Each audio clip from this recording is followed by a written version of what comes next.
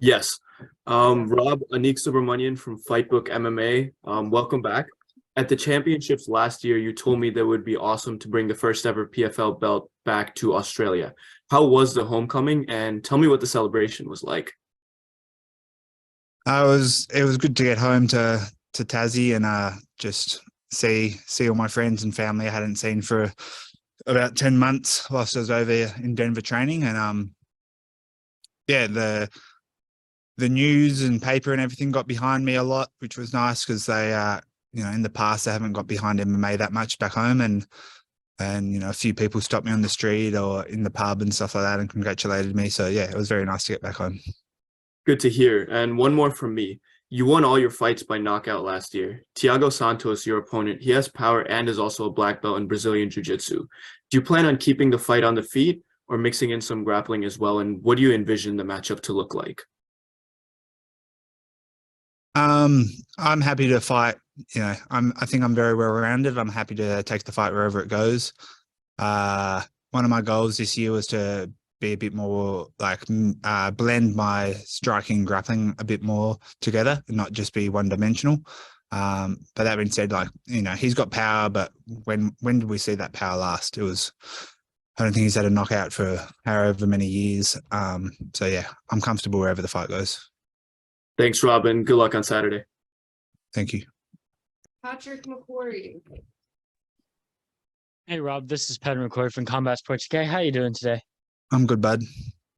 How good does it feel, coming back after a very successful season, obviously winning the $1 million? Well, I know, man, what was the first thing you bought with the big load of cash? I've saved most of it. I went on a little holiday to Mexico for 2 weeks after the fight. And yeah, just honestly, I haven't really splashed out too much with it. And the growth of Australian MMA recently across many promotions, the emergence of Jack Della Maddalena and a lot of other fighters. Do you feel like you're one of the main people among that group? And if you do, how good does it feel to be leading the charge among those amazing Australian fighters?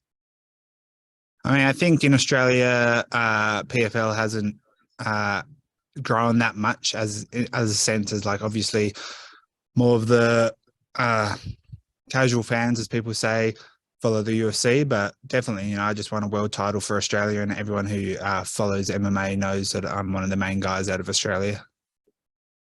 Thank you so much for talking to me, and good luck on Saturday. Thank you. Kyle Diamond.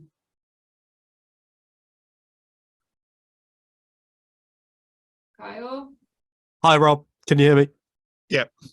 Cool. Kyle from VMTV. I'm wondering, coming into the season as last year's winner, how do you kind of re-center your motivation to go and do it again?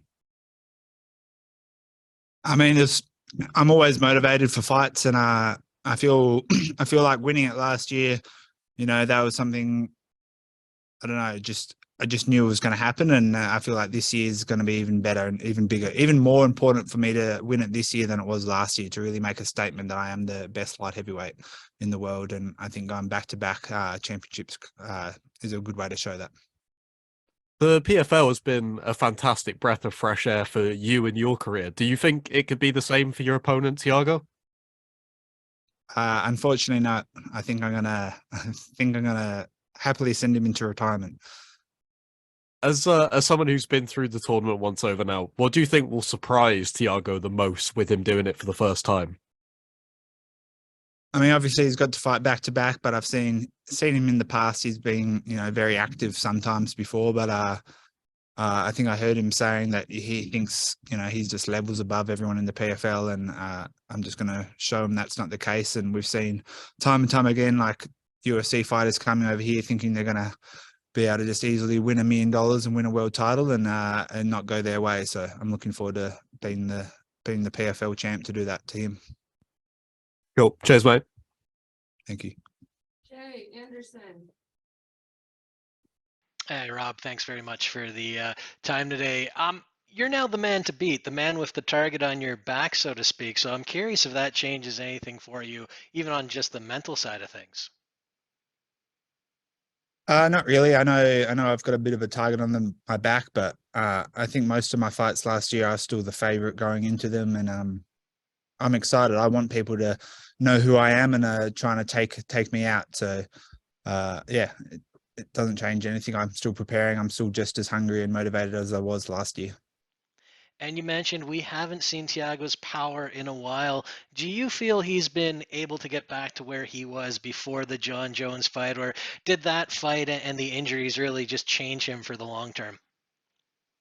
I mean, if you look at his fight since that Jones fight, he hasn't finished anyone. He's lost 5 of his last 6, I think. And obviously he's getting on in his career age-wise. So it looks like it did change him, but it's always hard to come back from, especially double knee surgery. And I guess the flip side of that, do you feel he's going to be extra motivated coming into this season to say, hey, I'm not done. I've still got something in the tank? Yeah, definitely. He's fighting me, who won the tournament last year. He's looking to make a statement, come in, and I'm sure he's looking to get a finish over me and, show that he's the top guy in the division. But yeah, I don't believe that's the case. I'm the champ, and I'm going to be the double champ this year. Well, looking forward to the fight. Thanks again for the time. Thank you. Jonathan. Hey Rob, Jonathan Ramlicon, 5 Regions Sports. You just spoke about being the double champ. Only 4 people have actually repeated as a champion. What do you need to do to be the 5th person? Just constantly improving. Not be happy with where I was last year, and know that to win it again, I've got to be a better fighter than I was last year. And I believe I'm always improving. I'm only 31. I think I've got a lot to keep showing you guys when I'm fighting, and show my full skill set. And I'm very motivated to do that and keep proving that I'm the best fighter in the world. Now, going through the whole tournament, winning the whole thing, do you feel like that gives you a specific advantage knowing how to prepare going throughout the whole season? A little bit. I think I did it pretty well last year, managing my recovery and mindset throughout the tournament. So just making sure I'm doing the same sort of stuff this year.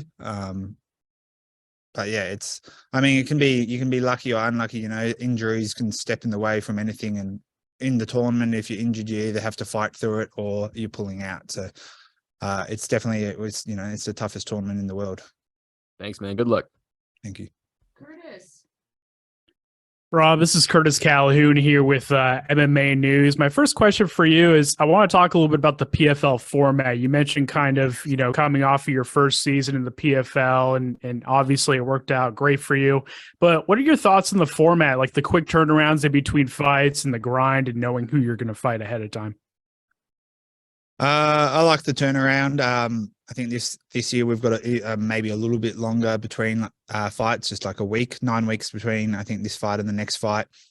But I don't know, after a fight, it's nice to have a little bit of time off. But then if you don't have anything to, aim towards, sometimes you kind of spend too much time eating junk food and fucking around. So I like that. Straight as soon as you're done, I've got another goal, another task to get straight onto and keep me just straight back at the gym.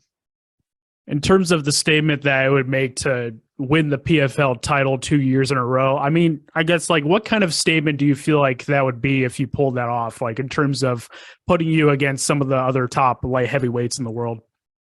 I think it's a huge statement. I think then I'd start getting the respect I deserve, or I believe I deserve. I think I'm the best light heavyweight in the world. I don't think I deserve that ranking at the moment, but I believe, going back to back definitely gets me very close to deserving that ranking. Last question for me. When you look at this matchup specifically with Thiago Santos, do you feel like, kind of the accumulation of damage that he's taken over his past few fights will catch up to him in this matchup? Or I guess, how do you see that? I mean, I don't think he's really taken too much damage.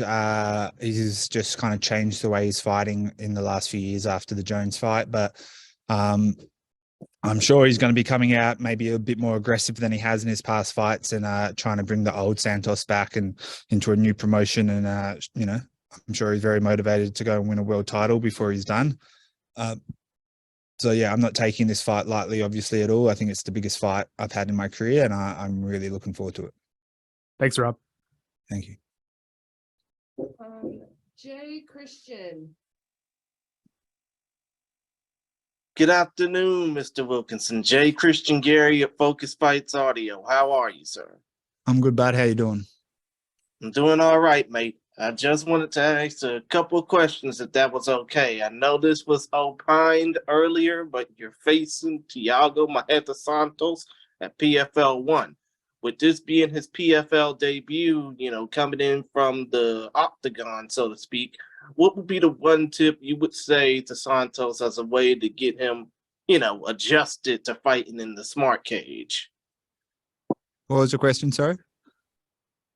Basically, with Thiago Santos coming into the PFL from the octagon, obviously the three-letter promotion that a lot of people often talk about, what would be the one tip you would say to Maheta as a way for him to get used to fighting in the smart cage?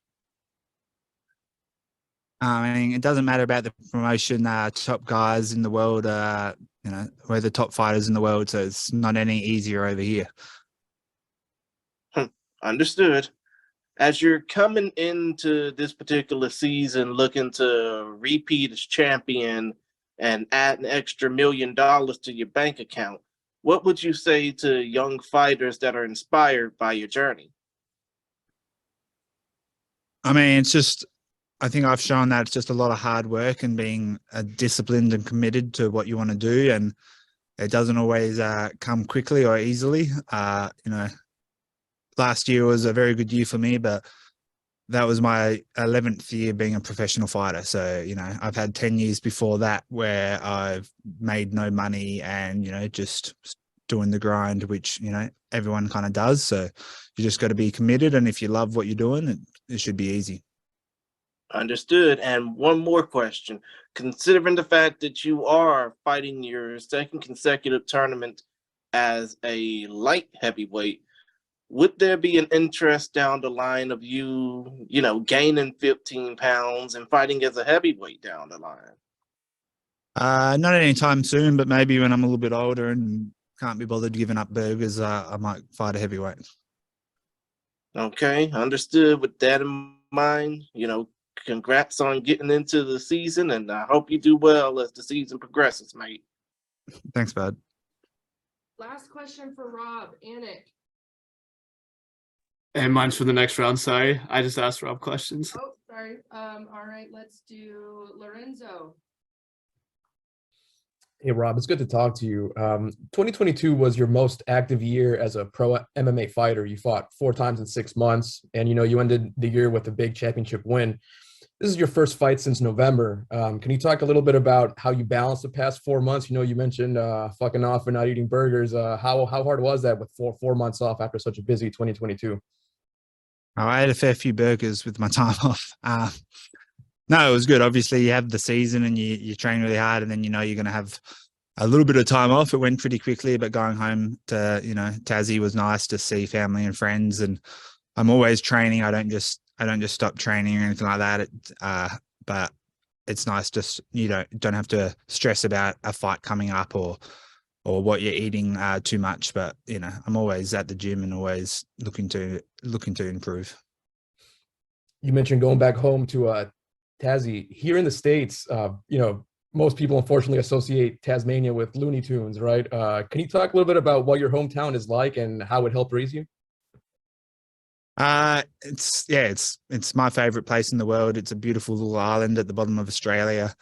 It's not tiny. It's I think the population's about 500,000 people, but it's enough space that it's just I highly recommend going there if you ever can. But I'm looking forward to. I always look forward to getting back home. All right, and last question for me. This fight has a lot of eyes on it, and for good reason. You have the 2022 PFL World Champion trying to make a statement and say, yeah, it's a new season, but I'm still here. I'm still the man to beat, right? And on the other side of the smart cage, you have a big free agent signing. He's looking to make his presence felt in this new league that he's in now. Are you of the belief that this is the biggest fight of your pro career, given the circumstances? Yeah, I feel like this is a huge fight. I feel like it's bigger than my title fight last year, and I'm going into this to make a statement. And I think getting a win over Thiago really helps prove that I'm one of the top light heavyweights in the world. Awesome. Thanks for your time, Rob. Can't wait to see you on Saturday. Thank you. All right, thanks, Rob. Appreciate your time today. You just want to head through that door right there for live media. Cool. Thank you.